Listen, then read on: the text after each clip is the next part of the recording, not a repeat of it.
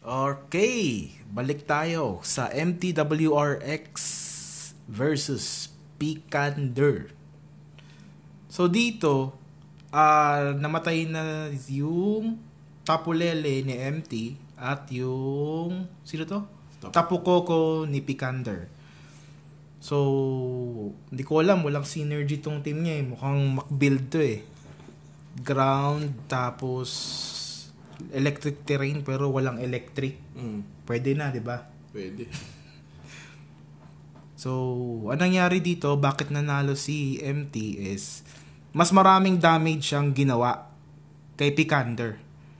Kung titingnan nyo, ayan o, naging punching bag yung Groudon. Oh, so basically mukhang stall team to eh. Na ganun, no? Naging inuna lang talaga yung pinaka squishy.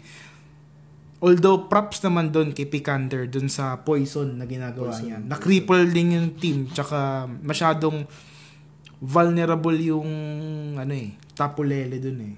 No. So medyo ilang minuto na, 2 minutes na yung lumipas. And we're just playing yung replay nito for the benefit yung ibang server makita nila. Ibang server brackets natin. Yan. So wala eh, hindi kaya masyadong makunat yung makunat si Groudon. Pwede, no? Gawa kaya ako ng ganitong team. No. Pwede. No? Gay Hill.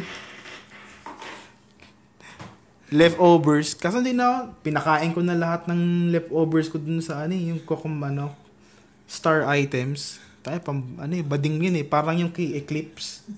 Tayo na. Yung ho niya may leftovers. Kasi yung nangyayari, take ng damage. At the end of the match, i-compute nila kung ilan yung total damage which you dealt dun sa opponent. So, ang purpose ng team niya, feeling ko, is akala niya AOE yung gagamitin ko. So, magi-stack yung def ni Steelix. So, it doesn't matter dahil yung team 3 natin is a single Oranguru. Si San Goku. Si San Goku.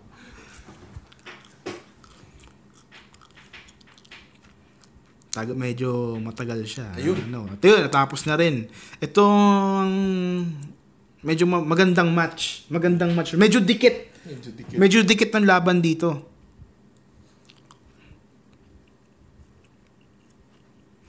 Yan.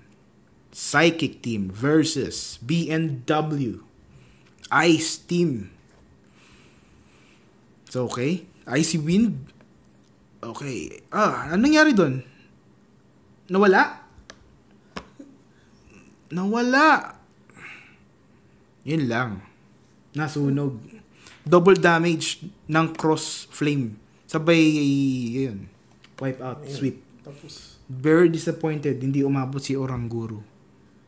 Ilan pa naman TP nun? 6M? 6M na Oranguru. So, para makita nyo, ito yun. Ito yung team na ginamit.